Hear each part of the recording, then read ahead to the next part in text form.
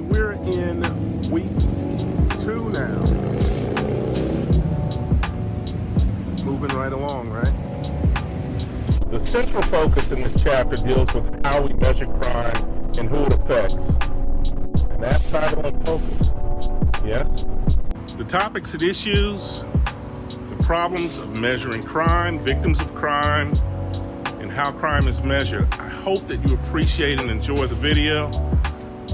And I've got a question for you. The victim impact statement. What do you think of it? Ladies and gentlemen, the world is changing. The way we look at and measure crime is changing too. Things continue to evolve, morph, if you will, and anyway, now for the presentation.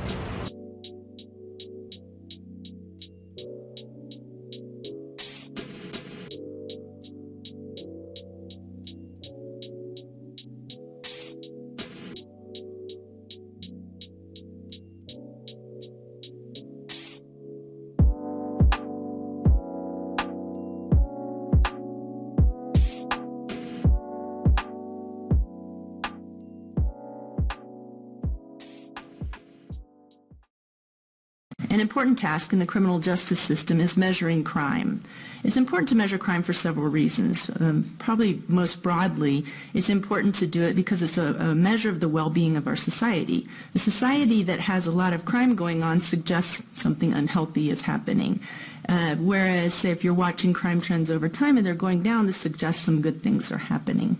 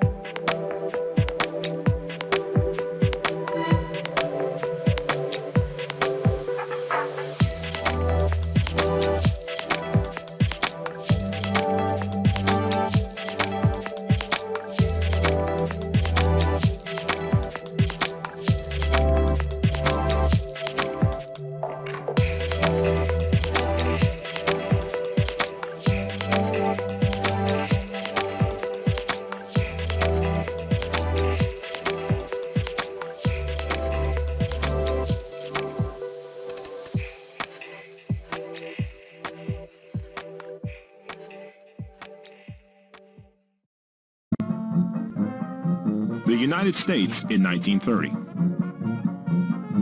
The year Babyface Nelson robbed his first bank, and Bonnie met Clyde. We got our news on the corner. Our mail came in envelopes. And our crime statistics from a new publication, Uniform Crime Reports for the United States and its Possessions. This booklet provided information on 7 offense classifications. But even though multiple crimes may have been committed, only 1 offense per incident was reported. It was originally produced by the International Association of Chiefs of Police, but was shortly handed over to the FBI's Uniform Crime Reporting Program, or UCR. For nearly 60 years, the summary reporting system of UCR remained virtually unchanged. However, the volume, diversity, and complexity of crime steadily increased. In 1989, the National Incident-Based Reporting System, or NIBRS, was implemented. NIBRS collects data about victims, offenders, property, and arrests.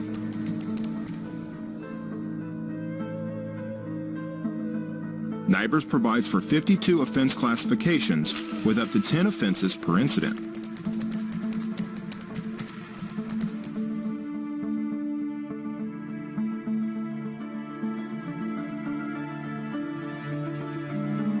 This provides a more comprehensive view of crime in the United States with greater flexibility in the compiling of data.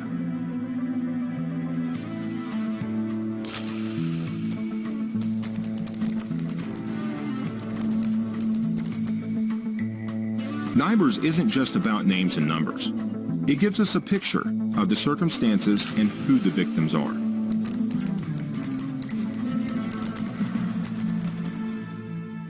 Victims of domestic violence, animal cruelty, and reports on cybercrime. Although the FBI has maintained both the summary reporting system and NIBRS for several years, the time has come to make NIBRS the UCR data standard.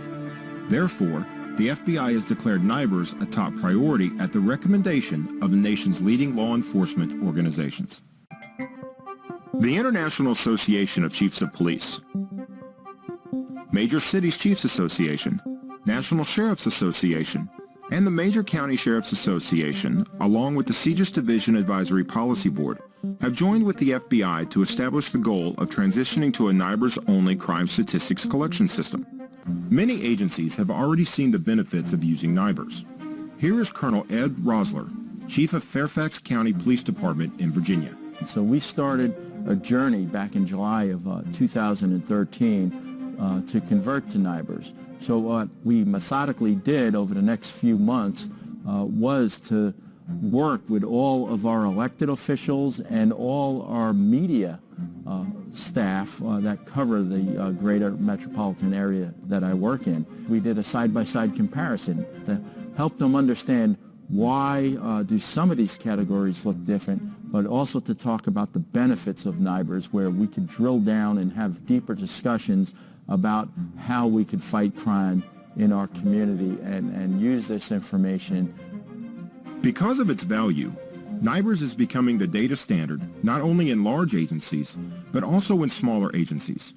Here is Chief Luke Thompson with the Byram Police Department in Mississippi. Our city was incorporated in 2009, and I was hired in 2010 to create our city's very first police department. We came into a community that didn't have a really well-defined problem. We knew the crime existed, and we knew that we needed tools up front that would help us address those problems, help us to clearly define the problem. Came from an agency that was a NIBRS agency and saw how we used crime data there to solve problems and to fight crime in that city. So when we were looking at establishing a brand new police department, NIBRS was kind of on the forefront of our mind. We were able to find some state-level technology grant monies that allowed us to buy some computer servers and to actually purchase the initial software. And once we got through that initial setup process and we got through that initial certification process, maintaining the NIBRS program has simply become an integral part of what we do. Our plan is to close out summary reporting no later than January 2021. As a result, we will see an improvement in statistical reliability, accuracy, accessibility, and timeliness. We will provide training opportunities and technical assistance to help agencies with their transition. It is no longer 1930. Over the years, technology, like crime, has become more prevalent and complicated. Recent advances are transforming how the news media collects and broadcasts their reports. And a surge of social media has put instant reporting into the hands of anybody with cell tower or Wi-Fi access. We live on the same planet, but it is a new world. Our mail comes on the screen. Our news comes as it happens. And our crime statistics reporting must catch up with available technology and public expectation. The time to think about NIBRS was yesterday. The time to move to NIBRS is today. Clearly in 2021, NIBRS will be the repository for the nation. We need the chiefs and sheriffs across the country to convert, meet the deadline, because we need to show the picture of crime in America. We need to be transparent and tell our story. We need to be able to compare ourselves to similar jurisdictions of our own size throughout the country, to have metrics to measure how are we doing and how, as local communities, states, and a nation, can we combat these epidemics of crime that we have throughout our communities.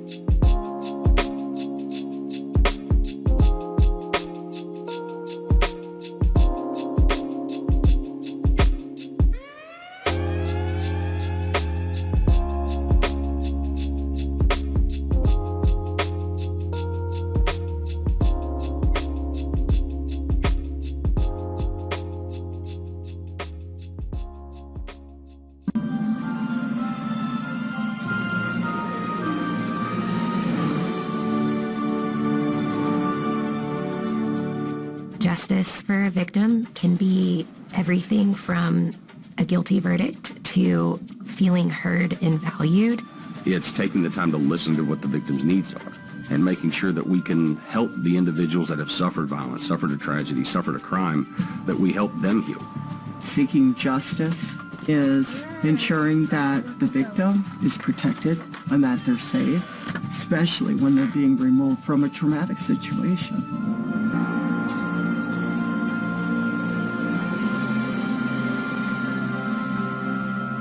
People that work in the criminal justice system, they understand that the rights of victims are there. They are the bedrock that tells the world this is what victims need. Do you have a court date coming up? Ensuring that victims have those rights and that they're respected and treated with dignity throughout the entire process is really crucial.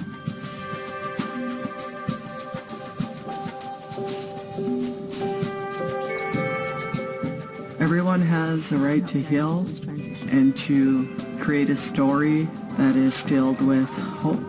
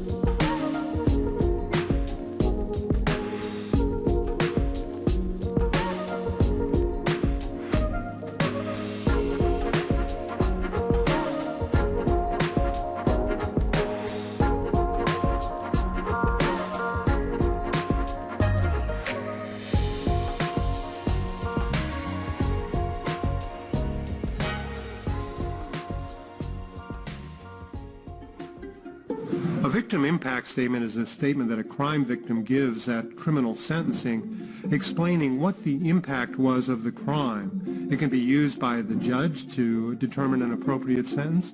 It also can be used in other ways, such as sending a message to the defendant about the pain and suffering that a crime has caused. Victim impact statements have been in the news lately in some prominent cases. For example, many will recall the U.S. gymnastics victims who were victimized by Dr. Larry Nassar. Judge Aquilina in that case allowed more than 100 women to come into her courtroom and give a victim impact statement as a way of obtaining perhaps some kind of closure, an opportunity to address the defendant, an opportunity to address the world about what that crime had done to them.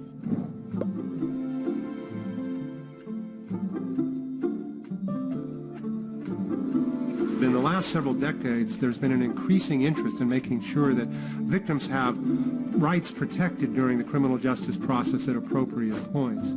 For example, in 1982, President Reagan's task force on victims of crime recommended that crime victims should have the opportunity to give a victim impact statement whenever a judge was sentencing a defendant. Today, in all 50 states and in the federal criminal justice system, crime victims have the opportunity to provide a victim impact statement. It's protected by statute or court rule or other devices, and it's a means of making sure that the victim's voice is heard in the process.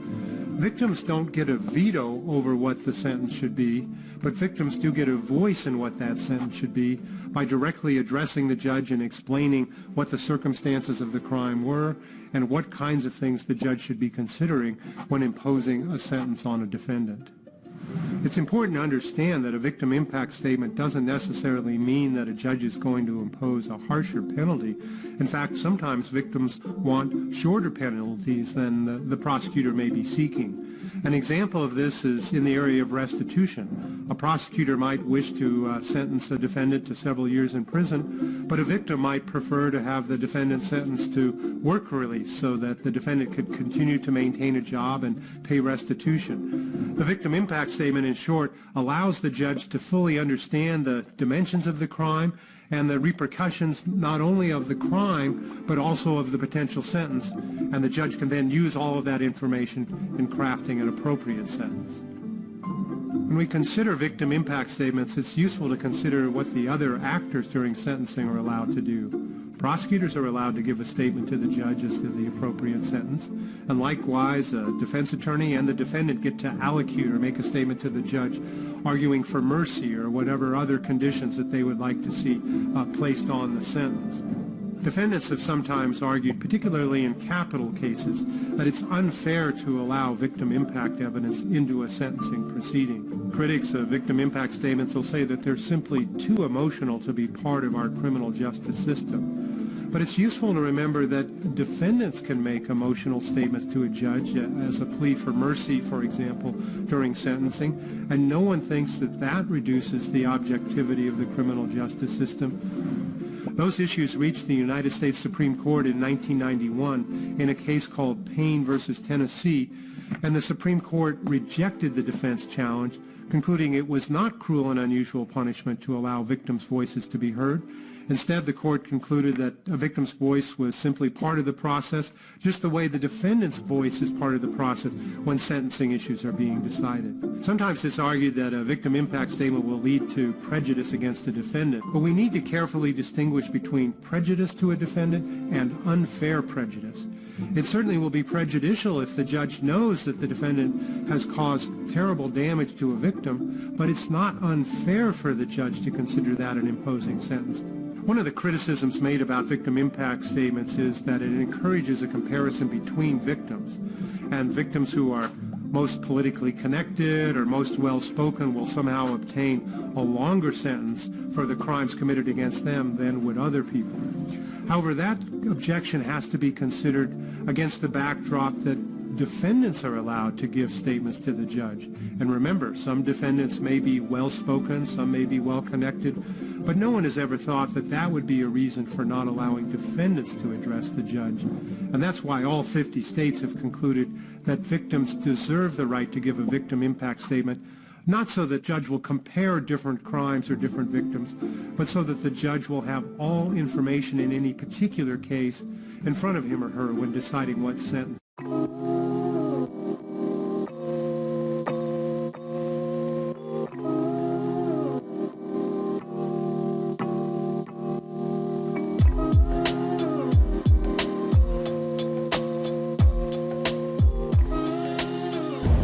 All right, that's it.